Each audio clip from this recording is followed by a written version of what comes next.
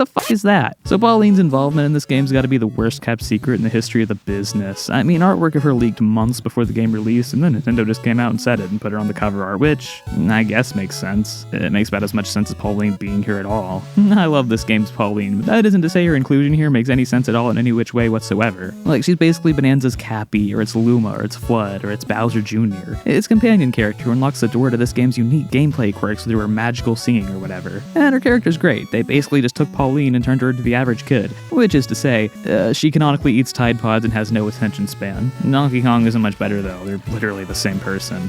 She's 13 years old now, which no. She looks and acts way younger than 13 and sounds like she's 30. But then again, I don't know, I kinda don't make hanging out with 13-year-old girls a habit of mine, so maybe I'm just out of touch. Obviously the lore doesn't add up at all, but let's be real, Mario lore, and specifically involving Donkey Kong, it never has. This series started with Donkey Kong kidnapping Pauline and Mario saving her. Simple, right? And let's gloss over Donkey Kong Jr. coming in to rescue Donkey Kong from Mario's dastardly clutches, or the excellent 1994 Game Boy game, which is basically the same thing, or the weird Mario vs. Donkey Kong spin-off games that were it's also more or less the same idea. Nintendo goes all the way with Mario as their guy for about a decade, and then realizes, hey, we're just sitting on this Donkey Kong IP doing nothing with it. Let's make that a thing again.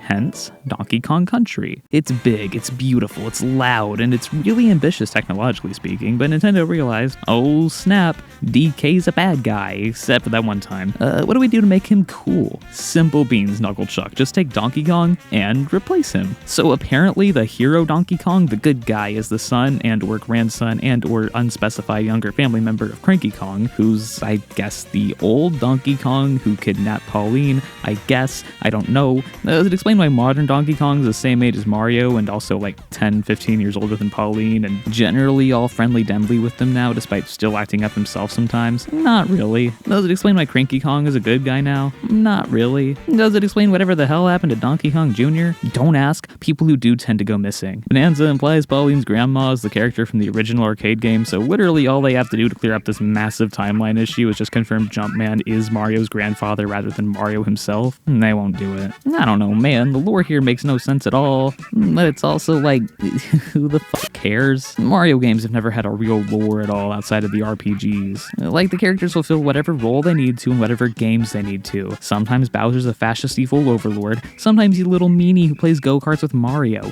None of it makes sense. I just think it's really funny. But either way, it's still a little weird, right? Donkey Kong and Pauline teaming up here would be like Bowser getting his own game where he works with Baby Peach. You get my point, yeah?